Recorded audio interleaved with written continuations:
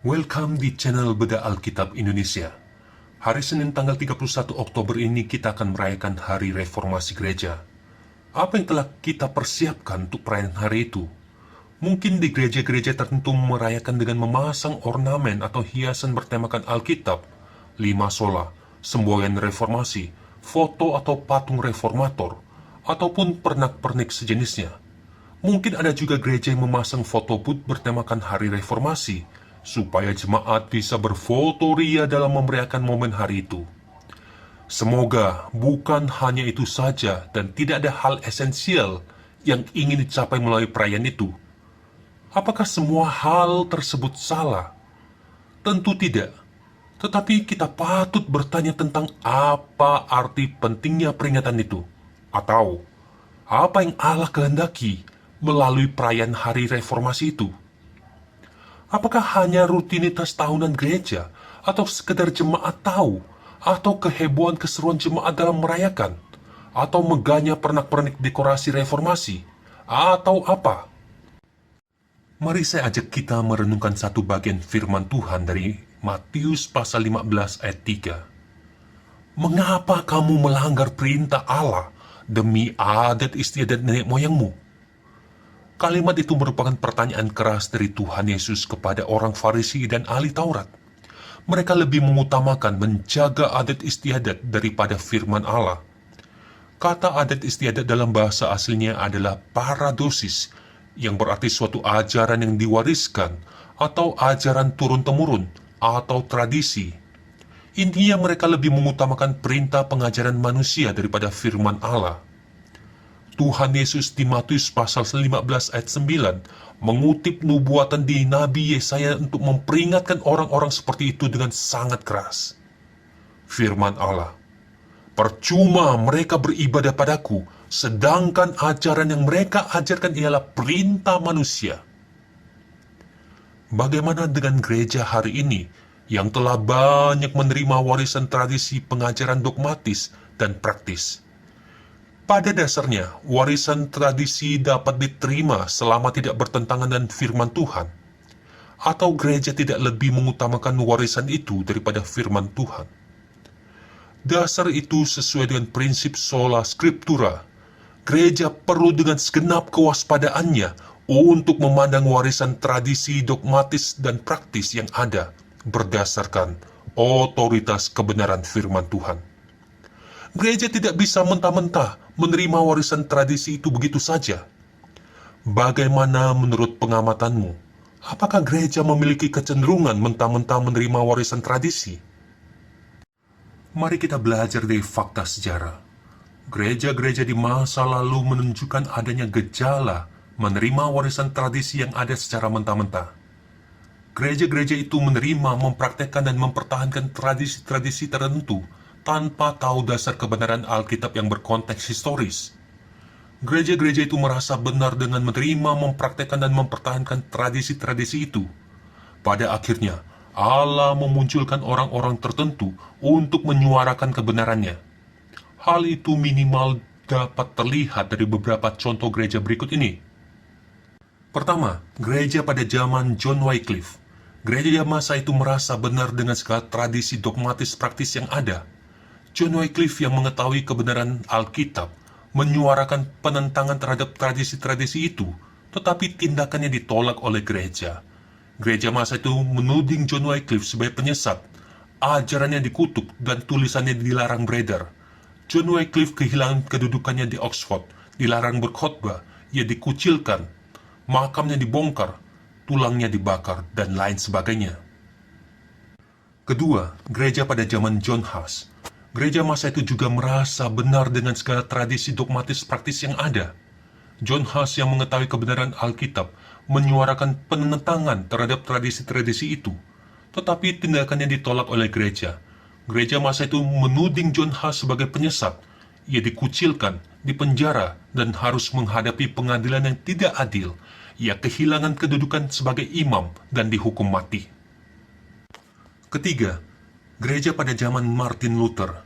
Gereja masa itu juga merasa benar dengan segala tradisi dogmatis praktis yang ada.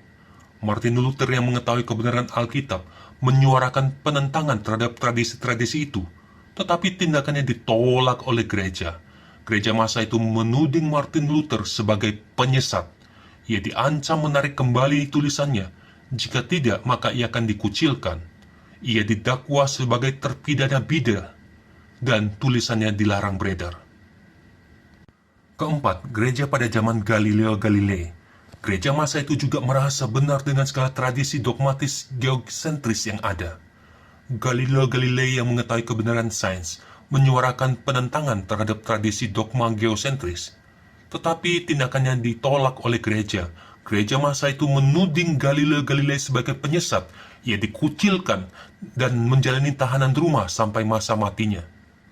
Tulisannya dilarang terbit dan beredar. Kelima, gereja pada zaman Nikolaus Kopernikus. Gereja masa itu juga merasa benar dengan tradisi dogma geosentris yang ada. Gereja tidak menerima teori heliosentris yang disampaikan oleh Nikolaus Kopernikus.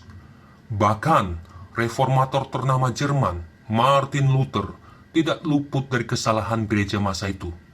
Martin Luther juga menolak teori heliosentris, bahkan mencibir Nikolaus Kopernikus sebagai orang bodoh dengan teorinya itu.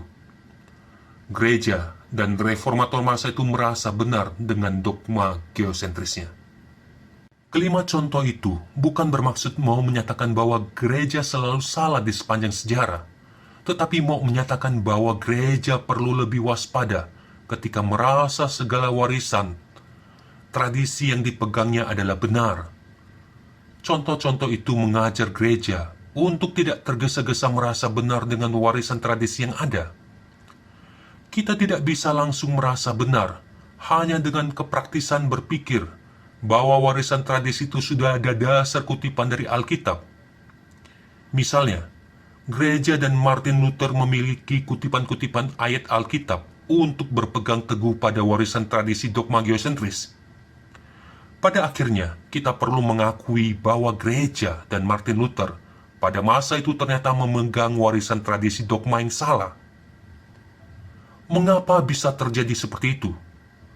Kutipan-kutipan ayat Alkitab perlu dipahami dari data fakta konteks historisnya. Ini tentunya tidak bertentangan dengan sola scriptura. Jadi apakah dapat kita simpulkan bahwa kelima contoh gereja di atas gagal mendengarkan kebenaran Allah dan menolak gerakan reformasi?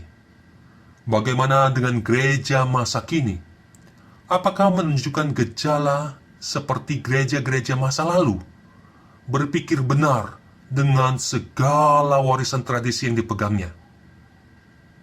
Ada berapa banyak gereja masa kini yang berpikir masih perlu lagi gerakan reformasi dalam dirinya?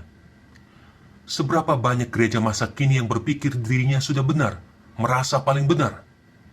Seberapa banyak gereja masa kini yang merasa semua warisan tradisi dogmatis praktis yang dipegangnya sudah benar, sudah sesuai firman Tuhan? Anda boleh mencari tahu jawaban-jawaban pertanyaan itu di gerejamu masing-masing. Jika gereja masa kini merasa bahwa semua warisan tradisi yang dipegangnya sudah benar, lalu apa bedanya dengan gereja-gereja masa lalu pada contoh sebelumnya? Jika gereja masa kini merasa bahwa semua warisan tradisinya sudah benar, maka gereja hanya bisa menerima warisan itu tanpa ragu. Tidak mungkin mempertanyakan kebenaran tradisi itu, apalagi sampai ada yang menyelidiki akar tradisi itu dari dasar kebenaran firman Tuhan yang berkonteks historis. Jika kondisinya seperti itu, maka tidak heran akan ada banyak hamba-hamba Tuhan yang hanya bisa merasa benar dengan menerima warisan tradisi tersebut tanpa tahu dasar kebenaran yang berkonteks historis. Ketika diminta untuk menunjukkan dasar kebenaran dari firman Tuhan yang berkonteks historis, maka hanya bisa ngutip-ngutip firman Tuhan tanpa bisa menunjukkan data fakta konteks historis. Hanya bisa keras kepala dan ngotot dengan ego. Pokoknya saya yakin benar. Atau, itu sudah jelas, tidak perlu belajar lagi topik itu, tidak perlu dibahas lagi ya. Atau ada yang berkata, kami sudah sibuk pelayanan, tidak ada waktu lagi untuk belajar secara mendalam. Coba katakan semuanya itu di hadapan Allah, sang sumber kebenaran, yang telah mempercayakan pelayanan kepada hamba-hambanya. Maka tidak heran jika gereja sudah tidak perlu lagi esensi dari semboyan reformasi.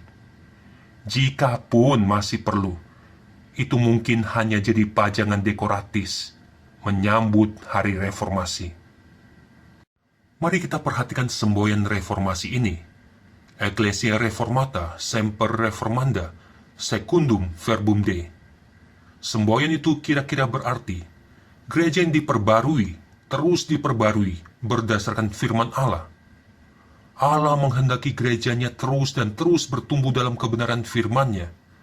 Ketika gereja menyimpang dari kebenaran itu, maka gereja itu harus diperbarui supaya kembali kepada kebenaran firman Allah. Di berbagai belahan dunia, pada berbagai masa, Allah memanggil orang-orang tertentu untuk melakukan gerakan pembaruan ketika gerejanya menyimpang dari kebenaran. Orang-orang itulah yang kita kenal dengan sebutan reformator. Siapakah para reformator itu? Mereka adalah manusia biasa, sama seperti kita, manusia berdosa dengan berbagai kelemahan, yang sungguh mengalami anugerah keselamatan di dalam Yesus Kristus. Mereka memiliki hati yang didedikasikan untuk mengasihi Allah dan firman-Nya. Mereka belajar firman Tuhan dengan giat dan berjuang hidup di dalam kebenaran itu. Mereka adalah murid-murid Tuhan Yesus yang radikal, yang rela menyangkal zona kenyamanannya demi menyuarakan kebenaran, yang demi menyuarakan kebenaran rela memikul segala konsekuensi, penolakan, penindasan, pengucilan, dan hukuman-hukuman yang lain sebagainya. Yang dalam kondisi terpuruk di tengah perjuangan kebenaran itu, tetap setia mengikuti jejak Tuhan Yesus. Adakah di gereja masa kini, murid-murid Tuhan Yesus yang seperti itu, yang radikal?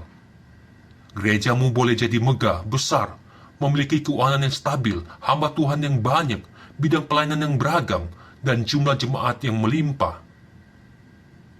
Apakah semuanya itu berarti dan dikehendaki Allah? Apakah semuanya itu yang dicari oleh Tuhan Yesus di gereja? Allah menghendaki jemaatnya memiliki hati yang radikal untuk kebenaran. Tuhan Yesus mencari murid-murid yang seperti itu. Murid-murid dengan hati yang menyala-nyala untuk Allah dan kebenaran firman-Nya. Perayaan Hari Reformasi Gereja seharusnya menjadi suatu momentum peringatan bagi gereja untuk terus belajar membenahi diri sesuai kehendak Allah di dalam kebenaran firman-Nya. Gereja perlu memiliki hati yang menyala untuk terus belajar mendengarkan suara kebenaran firman Tuhan dan berjuang hidup di dalamnya. Ini bukan hal yang mudah. Ini perjuangan kita bersama. Salam reformasi. Tuhan Yesus memberkati. Amin.